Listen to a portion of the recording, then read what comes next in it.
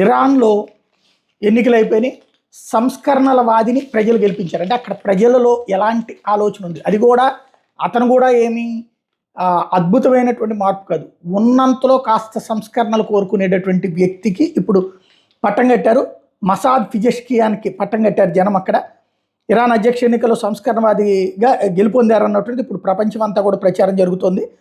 మొత్తం 3 కోట్ల మంది ఓటు హక్కు వినియోగించుకున్నారు.